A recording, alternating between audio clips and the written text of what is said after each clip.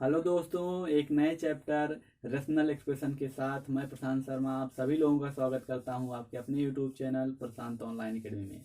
दोस्तों, इससे पहले हमने एक चैप्टर कंप्लीट किया है जिसमें हमने एचसीएफ और एलसीएम, ठीक है, पूरा उसका अध्ययन किया है। एक में हमने एचसीएफ के बारे में बताया है और एक में हमने एलसीएम के बारे में बताया है और एक हमने क्वेश्चन सीरीज की है। इस क्वेश्चन में हम लोग इस जो हमारा जो वीडियो बनने वाला है इसमें हम लोग देखेंगे रेशनल एक्सप्रेशन, एक जो हमारा दूसरा चैप्टर है इसके बारे में हम लोग पूरा अध्ययन करने वाले हैं। तो दोस्तों, पहले आप लोग उस वीडियो को तो जरूर देखिए क्योंकि वहाँ से एक हमारा जो सीक्वेंस है वो फॉलो हो जाता है। तो चलिए हम लोग आज का सेशन शुरू करते हैं। दोस्तों, आज की वीडियो में हम लोग ये देखने वाले हैं कि हमारा रेशनल एक्सप्रेशन क्या होता है, रेशनल नंबर सिस्टम में बात करें तो हमारा रेशनल नंबर क्या होता है, ठीक है, और जो आपके रेशनल एक्सप्रेशन से कैसे क्वेश्चन बनते हैं, ठीक है, इन सभी चीज़ों को हम लोग देखने वाले हैं। ठीक है, तो देखिए हम लोग सबसे पहले समझते हैं कि रेशनल एक्सप्रेशन को समझने से पहले हम लोग कुछ और बातों का ध्यान रखते हैं। जैसे देख लीजिए कि पहले हम लोग डिवाइडेशन समझते हैं कि डिवाइडेशन से हमारा जो है रेशनल एक्सप्रेशन का जन्म होता है। जैसे देखिए, मान लीजिए 8/4 है, 8/4 आपका क्या होगा, 2, और 5/3 आपको क्या देगा। देखिए, आप जब किसी चीज़ से डिवाइड करते हैं तो दो प्रकार का आप जो है रिजल्ट पाते हैं। एक तो वो पूर्णांक हो सकता है, दूसरा वो पूर्णांक नहीं हो सकता है। ठीक है, जब आप दो चीज़ों का डिवाइडेशन फ्रैक्शन करते हैं, जैसे 8/4 आपने किया तो आपको एक पूरा पूर्णांक मिल गया, जबकि आप 5/3 करते हैं तो आपको पूर्णांक नहीं मिलता है। ठीक है, यहाँ मैंने क्वेश्चन मार्क लगाया कि यहाँ पे आपको पूर्णांक नहीं मिलता है, यानी कि आप जब दो चीज़ों का आप जब भाग करते हैं तो या तो आपको पूर्णांक मिलेगा या तो आपको पूर्णांक नहीं मिलेगा। अब देखिए, रेशनल नंबर की पहले हम लोग बात करते हैं। तो रेशनल नंबर होता क्या है? रेशनल नंबर वो नंबर होता है जिसको आप m/n के रूप में लिख सकते हैं। ऐसी कोई भी संख्या जिसको आप m/n के रूप में लिख सकते हैं वो आपका क्या हो जाएगी, रेशनल नंबर। लेकिन इसमें कंडीशन है कि n आपका 0 नहीं होना चाहिए। जैसे देखिए, आपका कोई नंबर है 5/2, ठीक है, ये आपका रेशनल नंबर है। आप कोई और नंबर ले लीजिए 15/9, ठीक है, 15/9, 15 आप ले लीजिए 8, ठीक है, ये आपका एक रेशनल नंबर हो जाता है। ठीक, 15/9 की एक रेशनल नंबर है, उसको हम लोग लिख लेते हैं, लेकिन मैं समझाने के लिए आपको बता रहा हूँ। जैसे 5/2 हो गया, 15/8 और 15/9, ये आपकी क्या है, रेशनल नंबर है। रेशनल नंबर में होता क्या है कि ऐसी संख्या है जिसको आप m/n के रूप में लिख सकते हैं, लेकिन जो आपका ये हर है इसको हम लोग कहते हैं हर, यानी वो n 0 नहीं होना चाहिए। ठीक है, ये होता है आपका रेशनल नंबर। एक सरल भाषा में अगर आपको बता दूं तो रेशनल नंबर एक ऐसी संख्या होती है जिसको आप m/n के रूप में, यानी एक अंश और एक हर के रूप में लिख सकते हैं, लेकिन जो आपका हर होना चाहिए वो 0 नहीं होना चाहिए। ठीक है, ये आपका होता है रेशनल नंबर का कॉन्सेप्ट। अब देखिए, मान लीजिए कोई ऐसा कोई पूर्णांक है, ठीक है, कोई पूर्णांक नंबर है, जैसे मान लीजिए 8 है, कोई पूर्णांक नंबर 8 है। 8 को आप कैसे लिख सकते हैं, 8/1। ठीक, कोई और नंबर ले लीजिए, आप ले लीजिए 27, 27 को भी आप लिख सकते हैं 27/1। ठीक है, देखिए ये आपका पूर्णांक है, ये भी आपका पूर्णांक है। ठीक है, इसको आप इतना लिख सकते हैं, इसको भी आप ऐसे लिख सकते हैं। यानी कोई भी पूर्णांक संख्या एक परिमेय संख्या होती है, क्योंकि परिमेय संख्या का मतलब यही होता है कि हम अंश बटे हर डिनोट कर सके। यहाँ देखिए 27 को आप 27/1 लिख सकते हैं, यानी इसमें एक अंश का पार्ट आ जाता है, एक हर का पार्ट आ जाता है, यानी m/n का सिस्टम इसमें आ जा रहा है। अगर हम लोग देखें m/n आ जा रहा है तो ये आपका क्या हो जाएगा, एक रेशनल नंबर हो जाता है। यानी हम देख रहे हैं कि हर एक जो पूर्णांक संख्या होती है वो परिमेय संख्या होती है, लेकिन हर एक परिमेय संख्या आपकी पूर्णांक संख्या नहीं हो सकती। देखिए, जब आप यहाँ पे देखिए, जब आप 8/4, ठीक है, इसको 8/4, जब आप 8 को 4 से डिवाइड कर रहे हैं तो आपको 2 आ रहा है, लेकिन जब आप 5 को 3 से डिवाइड कर रहे हैं तो आपका कोई एक पूर्णांक संख्या नहीं आ रही है। ठीक है, जबकि ये परिमेय संख्या है, ये भी एक परिमेय संख्या है, ये भी एक परिमेय संख्या है, लेकिन यहाँ पे आपका पूर्णांक आ रहा है, यहाँ पे कोई पूर्णांक नहीं आ रहा है। यानी कि कोई भी जो आपका हर एक पूर्णांक संख्या, देखिए हर एक पूर्णांक संख्या आपका एक रेशनल नंबर परिमेय संख्या होती है, लेकिन हर एक परिमेय संख्या आपका पूर्णांक नहीं होता है। यहाँ पर दो नोट पॉइंट आप लिखिए। पहला तो m/n ये आपका परिमेय संख्या हो जाती है जहाँ n आपका 0 नहीं होना चाहिए। दूसरा पॉइंट ये है कि प्रत्येक पूर्णांक जो होता है, प्रत्येक पूर्णांक नंबर आपका एक रेशनल नंबर होता है। प्रत्येक पूर्णांक संख्या परिमेय संख्या होती है, प्रत्येक पूर्णांक संख्या परिमेय संख्या होती है। लेकिन प्रत्येक परिमेय संख्या पूर्णांक संख्या नहीं होती। ठीक है, पूर्णांक नहीं होती। ठीक है, आप यहाँ देख रहे हैं कि आप ये देखिए 5/3 जो है एक आपका रेशनल नंबर है। इसका जो मान को मतलब कि एक पूर्णांक नहीं है, लेकिन आपका जो ये एक पूर्णांक है, इसको आप एक परिमेय संख्या के रूप में लिख सकते हैं। वही कह रहा है कि एक परिमेय संख्या वह होती है जो कि आप इस तरीके से लिख सकते हैं जहाँ जीरो नहीं हो। दूसरा पॉइंट ये है कि प्रत्येक पूर्णांक संख्या एक परिमेय संख्या होती है। कोई भी पूर्णांक संख्या हो उसको आप परिमेय संख्या के रूप में लिख सकते हैं। ये जो है काफ़ी इंपॉर्टेंट नोट पॉइंट है, ठीक है। प्रत्येक पूर्णांक संख्या एक परिमेय संख्या होती है, लेकिन ये प्रत्येक परिमेय संख्या एक पूर्णांक नहीं होती है। अब हम लोग चलते हैं रेशनल एक्सप्रेशन को समझते हैं, ठीक है। रेशनल एक्सप्रेशन समझते हैं कि वहाँ पर क्या पॉइंट होता है। इसको मैंने इसलिए बताया ताकि आप रेशनल एक्सप्रेशन समझते वक्त थोड़ा सा दिमाग लगा सके क्या मतलब है रेशनल एक्सप्रेशन का। अब देखिए, रेशनल एक्सप्रेशन का मतलब जो होता है परिमेय व्यंजक।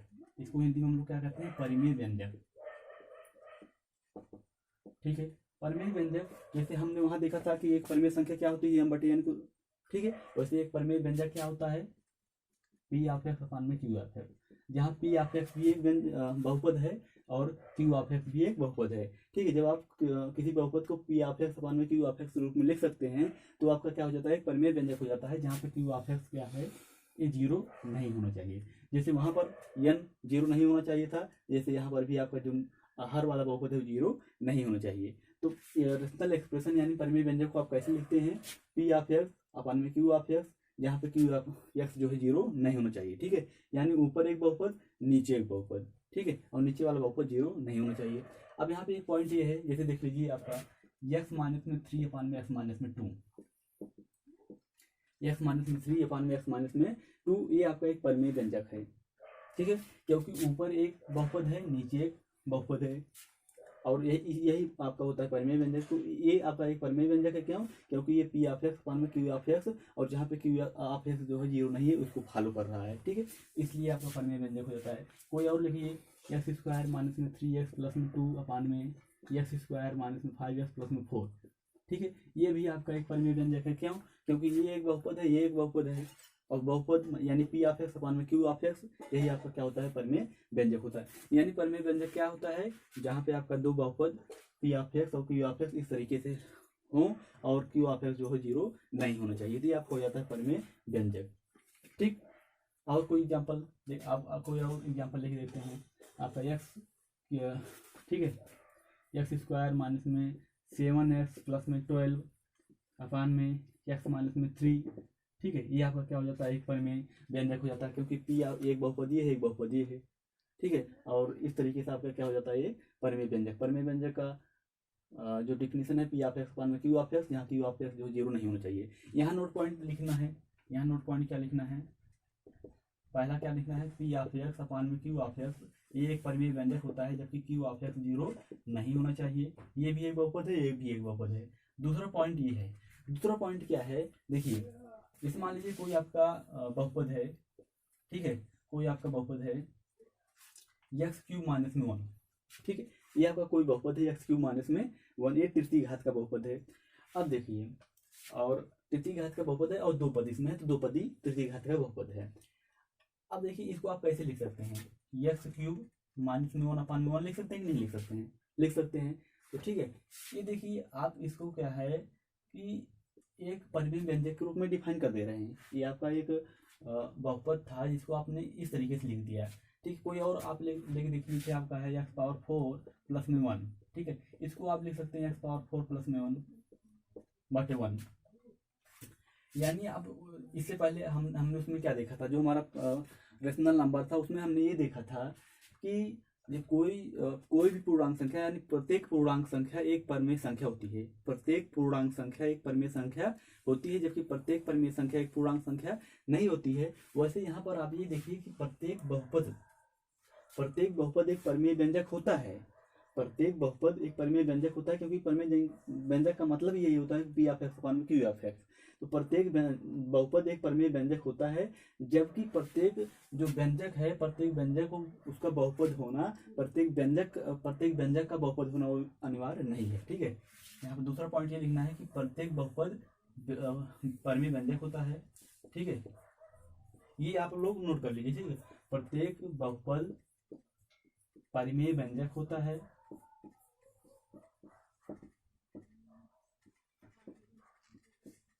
जबकि तीसरा पॉइंट ये है कि प्रत्येक परिमेय व्यंजक का बहुपद होना अनिवार्य नहीं है। ठीक है, प्रत्येक परिमेय व्यंजक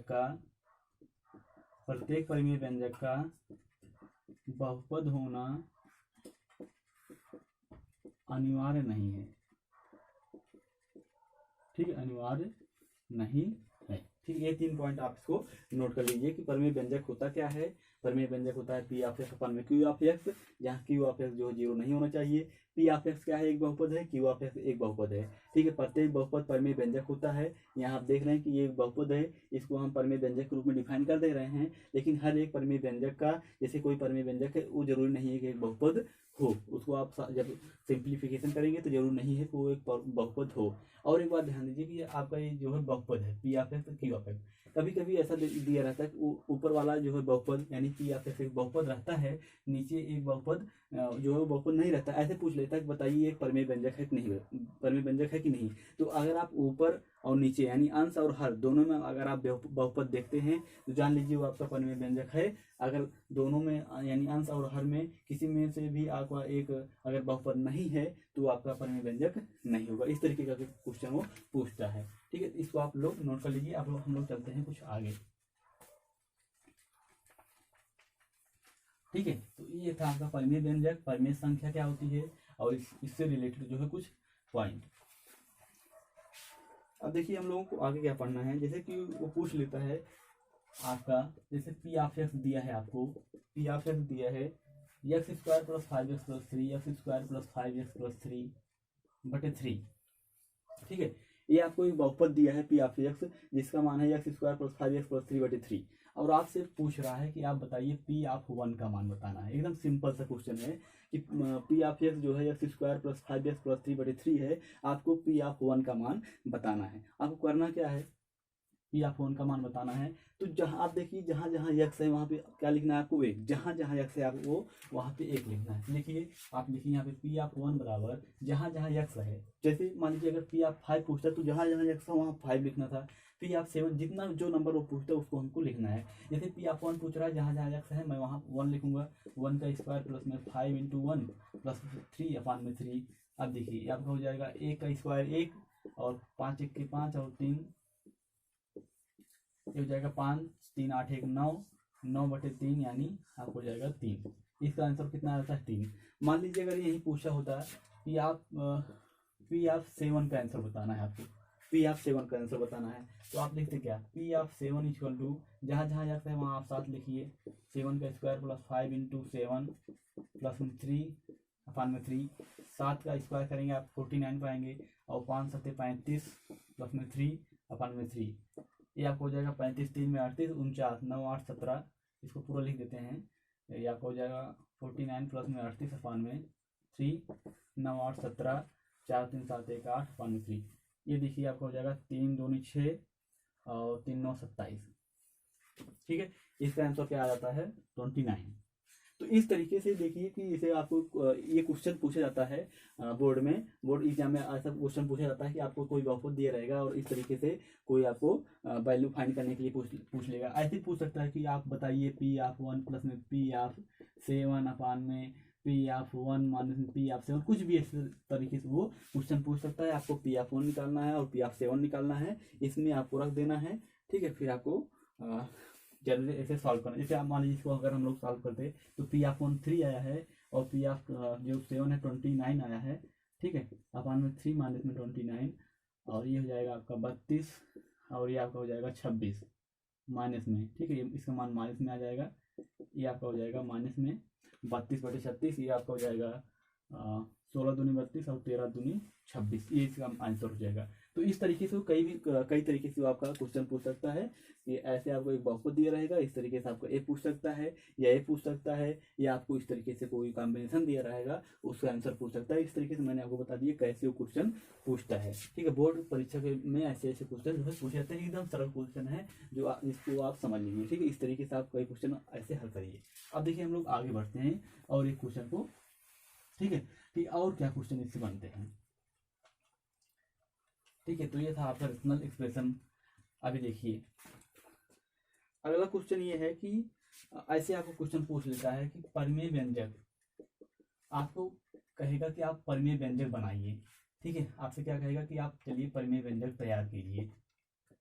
ठीक, आपको एग्जाम में ऐसा पूछ सकता है कि आपको कहेगा आपको परिमेय व्यंजक बनाना है जिसका जो अंश है, ठीक है ध्यान दीजिए, एक परिमेय व्यंजक आपको बनाना है जिसका जो अंश है वो एक घाती, ठीक है, एक घाती होना चाहिए और लीनियर होना चाहिए, ऐसे कुछ वो पूछ सकता है।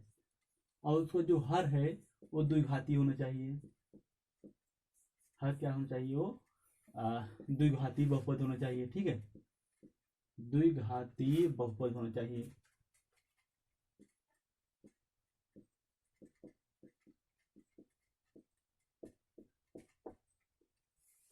ठीक है, इस तरीके से आपको क्वेश्चन पूछेगा कि एक परिमेय व्यंजक आपको तैयार करना है जिसका जो अंश है वो लीनियर होना चाहिए और जिसका जो हर है वो द्विघाती बहुपद होना चाहिए।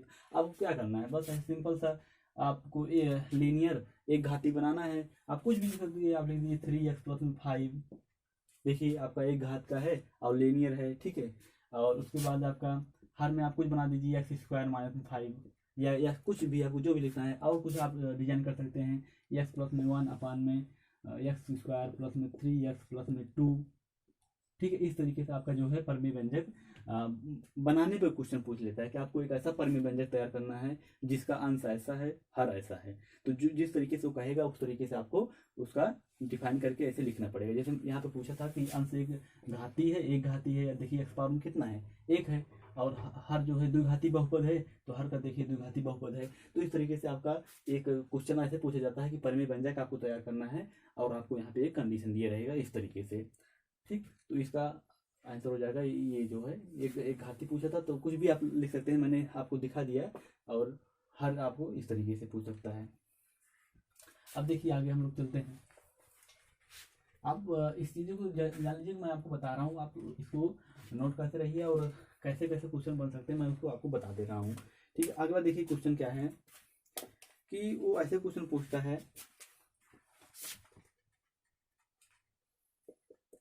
आपको एक ऐसा परिमेय व्यंजक तैयार करना है, एक ऐसा परिमेय व्यंजक तैयार करना है जिसका अंश जो है, कोई आपको एक चीज होता है, पहले आप शून्य समझ लीजिए। शून्य का मतलब ऐसा है कि जैसे मान लीजिए आपसे कहा जा रहा है शून्य -4 है, शून्य जो है -4 है, इसका मतलब ये है x बराबर -4, x बराबर क्या है -4। ठीक है, और यानी x+4 बराबर 0। इस चीज को अभी हम लोग देखते हैं। जैसे कि ये आपसे क्वेश्चन ये पूछता है कि एक ऐसा परिमेय व्यंजक तैयार कीजिए जिसका अंश शून्य -4 और 1, ठीक है, शून्य -4 और 1 से बना द्विघाती बहुपद हो, शून्य -4 और 1 से बना द्विघाती बहुपद हो, और जो उसका हर है वो शून्य आपका 2 और 3 से बना द्विघाती बहुपद हो।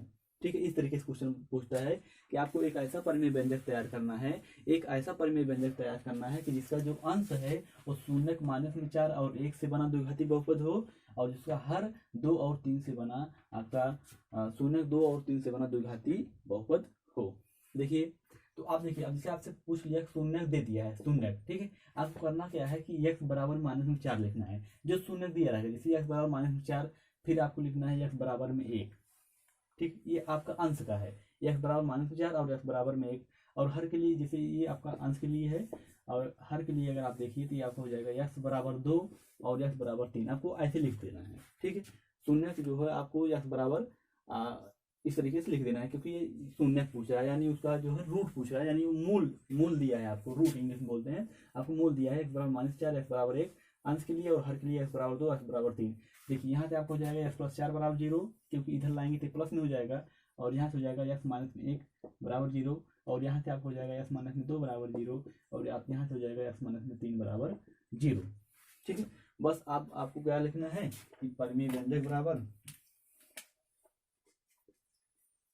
आपको लिखना है परिमेय व्यंजक बराबर, परिमेय व्यंजक मतलब अंश यानी p ऑफ x अपान में q ऑफ x, यानी आप अंश बटे हर। ठीक है, अंश बटे हर, और अंश आपका क्या है, अंश आपका x+4 और x-1। अब देखिए x+4 और x-1 अपान में x-2 और x-3। देखिए ये हर का है, ये हर का है x-2 और x-3, और अंश का क्या है x प्लस 4 x माइनस में 1। ठीक है, आपको एक ऐसा परिमेय व्यंजक तैयार करना था, एक ऐसा परिमेय व्यंजक तैयार करना था जिसका जो अंश था वो शून्यक माइनस में 4 और 1 से बना द्विघाती बहुपद था, और जिसका हर शून्यक 2 और 3 से बना द्विघाती बहुपद था। शून्य का मतलब मूल, ठीक है, यानी मूल माइनस में 4 और 1 से बना द्विघाती बहुपद था, और हर जो था वो 2 और 3 के मूल से बना जो आपका द्विघाती बहुपद था। इसको आप लोग ऐसे लिख सकते हैं, इसको आप पूरा करिए, ये हो जाएगा एक्स स्क्वायर माइनस में एक्स प्लस में 4x माइनस में 4। ठीक है, एक्स का इसमें करेंगे एक्स स्क्वायर आएगा, एक्स का इसमें करेंगे तो माइनस एक्स आ जाएगा, फिर आपका इसमें गुणा करेंगे तो प्लस 4x और माइनस 4। यहाँ से आप करिए एक्स स्क्वायर, एक्स का एक्स में एक्स स्क्वायर, एक्स का 3 में माइनस में 3x, माइनस 2 का एक्स में हो जाएगा माइनस में 2x, माइनस माइनस प्लस हो जाएगा और 3 दूनी 6 हो जाएगा। ठीक है, ये आपका हो जाएगा एक्स स्क्वायर प्लस में 4 माइनस में 1 यानी 3, ये हो जाएगा प्लस 3x माइनस में 4 अपान में एक्स स्क्वायर माइनस 3 माइनस 2 यानी माइनस में 5x प्लस में 6।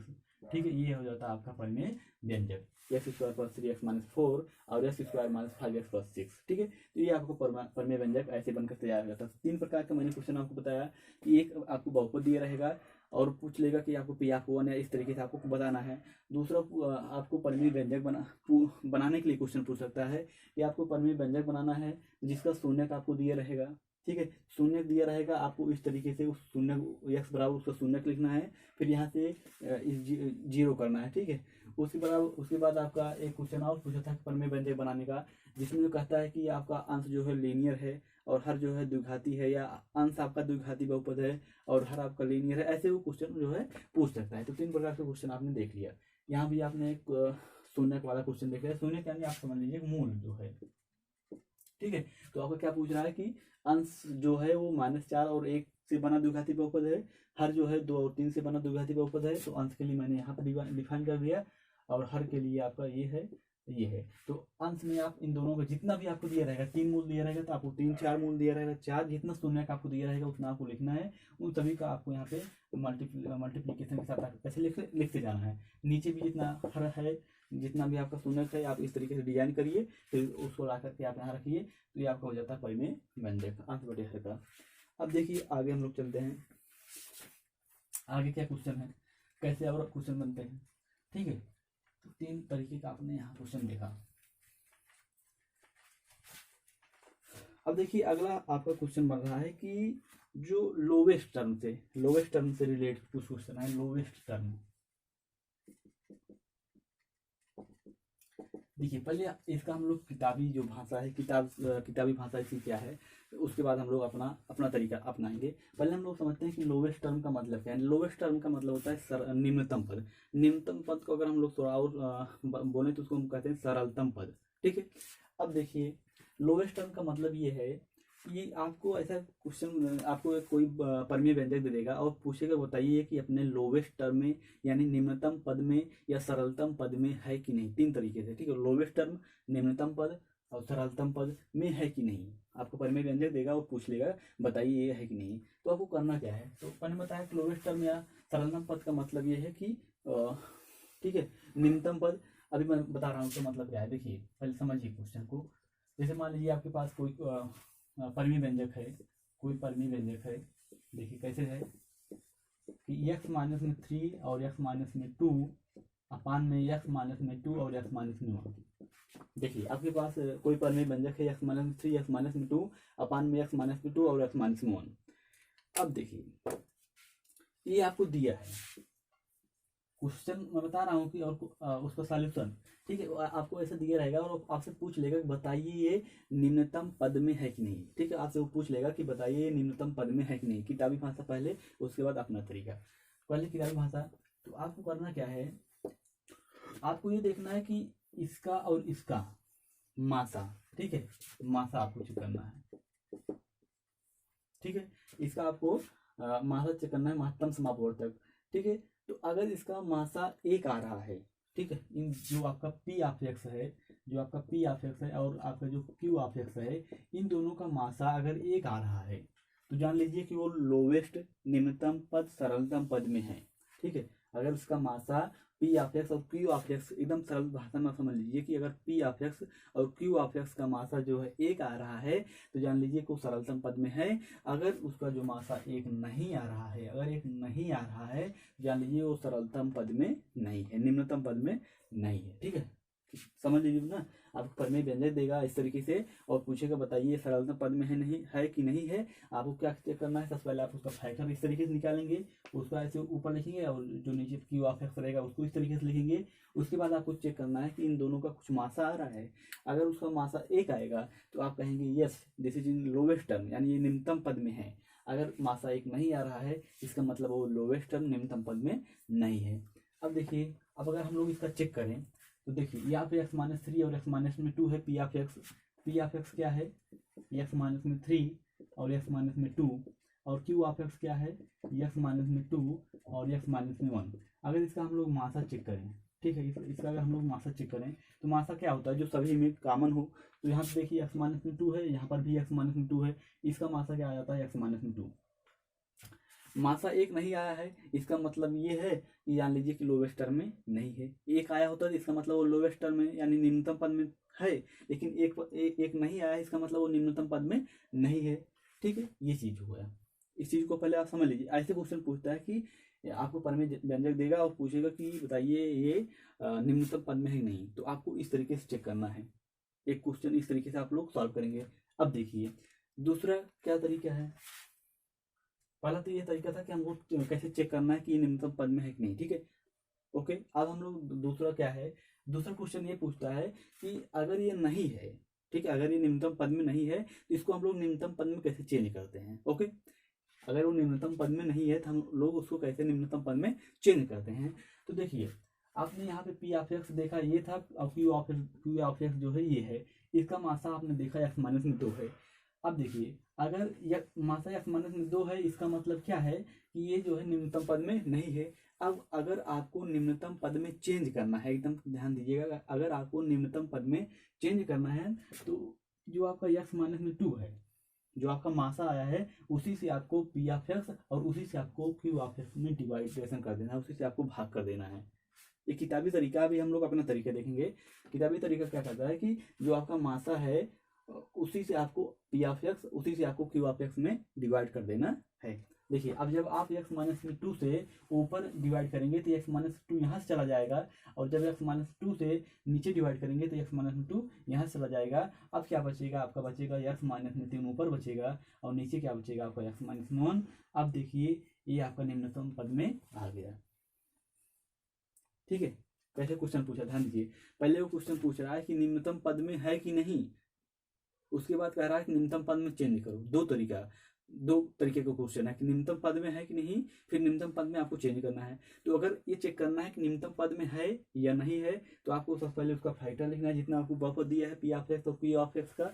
फिर उसका मासा देखना है, अगर मासा एक आ रहा है यानी वो निम्नतम पद में है, अगर मासा एक नहीं आ रहा है इसका मतलब वो निम्नतम पद में नहीं है। अब अगर आपको निम्नतम पद में चेंज करना है तो जो मासा आया है उसी से आपको अंश और हर में डिवाइड कर देना है। तो वो जो है आपका जो रिजल्ट जो आएगा वो आपका निम्नतम पद में होगा। अब इसी चीज को हम लोग अपने तरीके से देखते हैं कैसे। देखिए इसी चीज को हम लोग अब अपने तरीके से देखते हैं कि कैसे हम लोग क्वेश्चन में जो हमारा जो एग्जाम होगा उसमें हम लोग किस तरीके से अपने समय को बचाते हुए अपना काम करेंगे। देखिए ओके, अब देखिए आपसे कह रहा है वही उसी एग्जाम्पल को लेके चलेंगे ताकि आप लोगों को समझ में आ जाए। ठीक है, देखिए परिमेय व्यंजक आपको परिमेय व्यंजक दिया है x-3 x-2 अपान में x-2 और x-1, ये आपको परिमेय व्यंजक दिया है।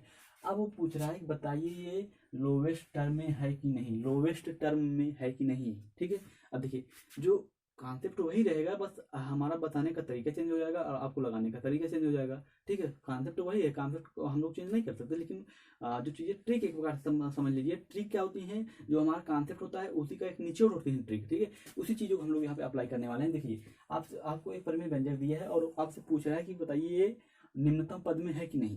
तो आपको करना क्या है, अगर ऊपर और नीचे और इसको हम लोग मिटा देते हैं ताकि आपको समझ में आएगा। इसको हम लोग बढ़िया से दे रहे हैं, ये है x-2 और यहाँ पर भी x-2।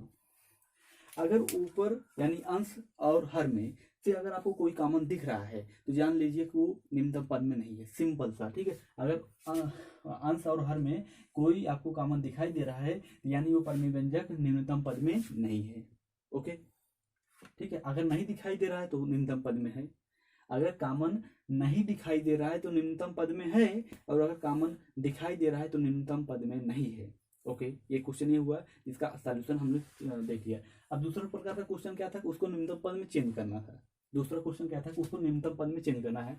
अब अगर निम्नतम पद में चेंज करने के लिए बोल रहा है तो जो कॉमन है उसी को आप लोग ऐसे कर दीजिए, जो कॉमन है उसी को आप लोग काट दीजिए। बस देखिए ये हो जाएगा x माइनस 3 अपन में x माइनस 1, यही आपको हो जाएगा निम्नतम पद में, एकदम सरल तरीके से। फिर से एक बार मैं बता देता हूँ ताकि आप लोग समझ सकें कि आपको एक परिमेय व्यंजक देगा।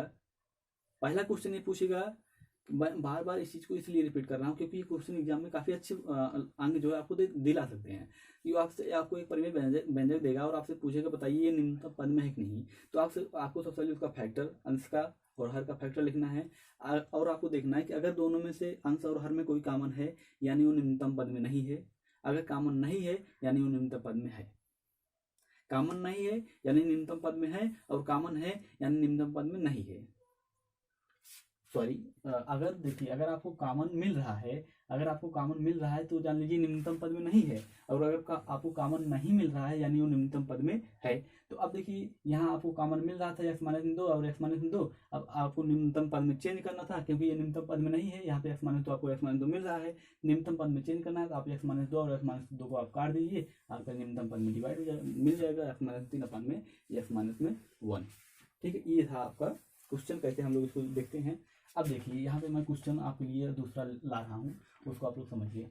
ठीक है, जैसे आपका है x square minus 5x plus 6 अपान में x square plus 3x plus 2।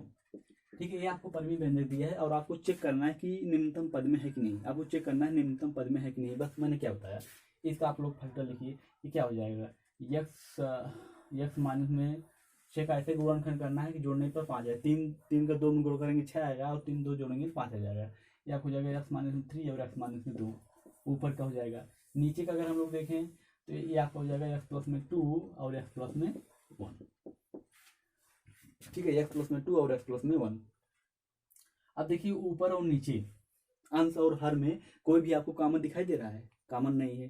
ठीक है, कोई भी कॉमन नहीं है यानी उसका जो खैर हम लोग किताबी नहीं अपना देखेंगे। ठीक है, कोई इस पे कॉमन नहीं है यानी वो लोवेस्ट टर्म में है, निम्नतम पद में है, सरलतम पद में है। ठीक है, कोई कॉमन नहीं है यानी वो सरलतम पद में है। चेक यही करना था आपको, सिर्फ इसमें चेक करना था।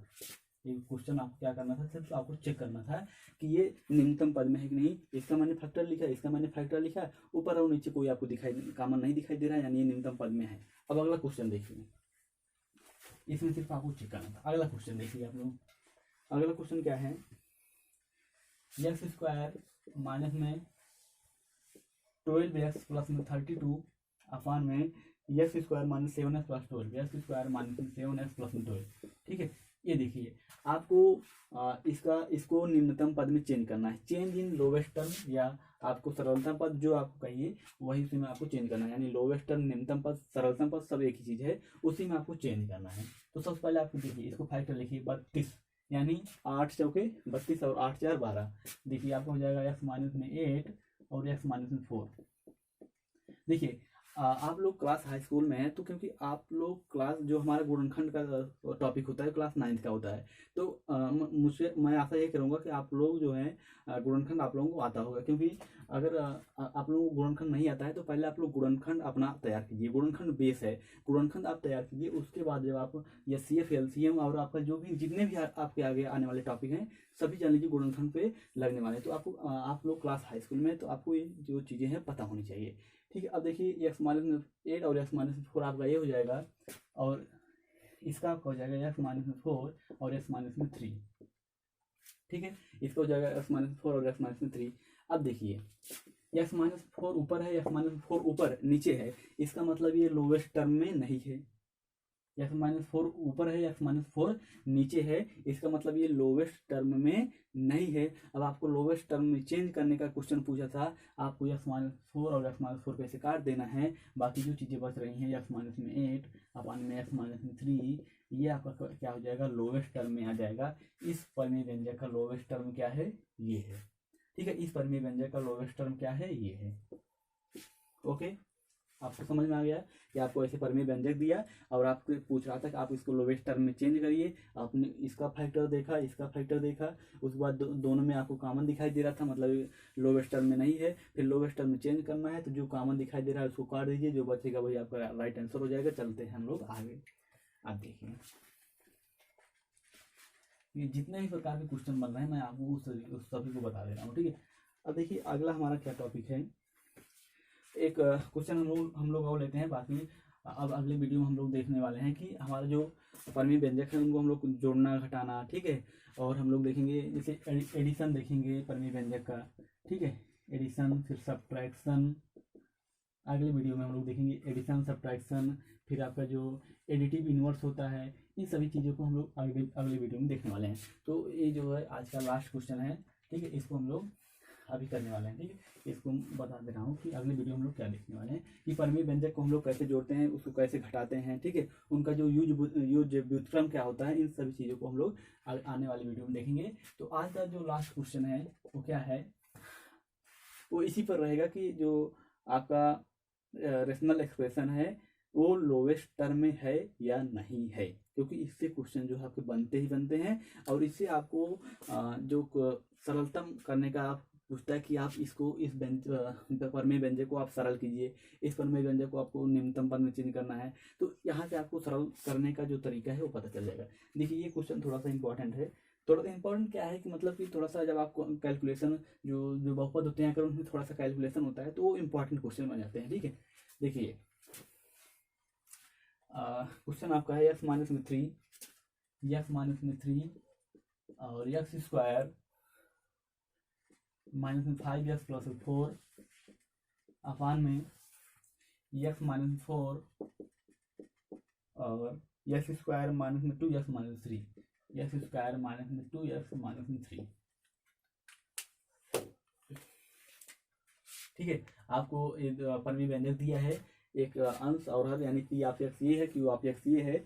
आपको बताना है कि ये लोवेस्ट टर्म, निम्नतम पद, सरलतम पद में है कि नहीं। ठीक है, लोवेस्ट टर्म और आपका जो निम्नतम पद है और जो आपका सरलतम पद है, तीनों एक ही चीज़ें। मैं बार बार इसलिए बोल रहा हूँ ताकि जो इंग्लिश के स्टूडेंट होते हैं, सीबीएसई जो बोर्ड के स्टूडेंट होते हैं, उनको भी चीज़ें समझ में आ जाए, हिंदी बोर्ड के स्टूडेंट जो होते हैं उनको भी चीज़ें समझ में आ जाए। ठीक है, इसको मैं यहाँ बगल में लिख दे रहा हूँ, लोवेस्ट टर्म,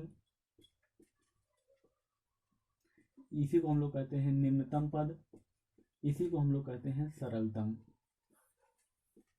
ठीक है, अब देखिए हम लोग करना क्या है, आपको यही इसको आपको निम्नतम पद में चेंज करना है। इसको क्या करना है, निम्नतम पद में चेंज करना है। तो सबसे पहले आप इसका फैक्टर लिखेंगे, इसको तो आप ऐसे रहने दीजिए। इसका आपका हो जाएगा x-4 और ये हो जाएगा x-1, नीचे x-4 को ऐसे रहने दीजिए, ये आपका हो जाएगा x-2 और x+1। ठीक है, आपको हो जाएगा x-2 और x+1। ठीक, अब देखिए x-4 यहाँ पर है। ठीक है, ये आपको हो जाएगा x-3 और x+1। ठीक है, क्योंकि 3 का 1 में गुणा करेंगे 3 आएगा और 3 को 1 में घटाएंगे 2 आएगा, तो x-3 और x+1। अब देखिए यहाँ पे अब देखिए आपको यहाँ पे x-4 है, यहाँ पर भी x-4 है, और यहाँ पे x-3 है और यहाँ पे x-3 है। इसका मतलब क्या है, इसका मतलब ये है भाई साहब ये लोवेस्ट टर्म में नहीं है। अगर भाई साहब ये लोवेस्ट टर्म में होते तो ये कॉमन नहीं होते, पहली चीज़। ठीक है, तो अगर आपको इनको लोवेस्ट टर्म में चेंज करना है तो कब बस मैं आपको बताते चला आ रहा हूँ कि जो आपका x-4 है इसको आप काट दीजिए, इसको काट दीजिए, इसको काट दीजिए, बस जो बच रहा है इसको आप लिख दीजिए। x-1 आपको यहाँ पे बचेगा x+1। ठीक है, तो एक बार फिर से आप देख लीजिए, x-3 आईडेंटिटी हमने रखा यहाँ पे, फिर इसका हमने चेंज किया तो आपको हो जाएगा x-4 और x-1। ठीक है, फिर यहाँ पे आपका x-4 ऐसे था, मैंने ऐसे रख दिया, x² -2 x-3 का आपको हो जाएगा x-3 और x प्लस में 1, तो ये आपका बनाएगा यही। ठीक है, तो आपको आप देख रहे हैं x-4 यहाँ पर है, x-4 यहाँ पर है, x-3 यहाँ पर है, x-3 यहाँ पर है। अगर ये जो भाई साहब हैं अगर कॉमन दिख जाते हैं, अगर भाई साहब कॉमन दिख जाते हैं तो लोएस्ट टर्म में नहीं होते हैं, अगर भाई साहब कॉमन नहीं रहते हैं तो लोएस्ट टर्म में होता है। तो ये भाई साहब कॉमन थे इसलिए लोएस्ट टर्म में नहीं है, और लोएस्ट टर्म में नहीं है, लोएस्ट टर्म में चेंज करना है तो भाई साहब को काट दो। हमने यहाँ पे x-4 को काट दिया, x-4 को काट दिया, यहाँ से x-3 को, यहाँ से x-3 को, बाकी यहाँ से बचा आपका x-1 और x प्लस 1। तो ये आपका हो जाता है right answer of this question. ठीक है, तो आपका इसका जो सरलतम पद या निम्नतम पद या लोवेस्ट टर्म क्या हो जाता है, x-1 अपान में x प्लस में 1। तो दोस्तों आप ज़रूर बताइए कि आपका ये वीडियो आपको कैसा लगा। ठीक है, और जो हमारा तरीका था इस चीज़ों को समझने का, ठीक है, जो जैसे हम लोग क्वेश्चन रखे थे आप लोगों को कैसा लगा। ठीक है, वीडियो को आप ज़रूर देखिए पूरा सा एकदम, और कमेंट में आप ज़रूर बताइएगा कि आपको ये वीडियो कैसे लगा। ठीक है, आप लोग ये भी ज़रूर बताइए कि आप लोग जो है आप क्वेश्चन को अपने तरीके से कर रहे हैं कि नहीं, कि केवल आप लोग वीडियो ऐसे देखते चले जा रहे हैं। तो ठीक है दोस्तों, मिलते हैं अगले वीडियो में, तब तक के लिए best of luck, thank you very much.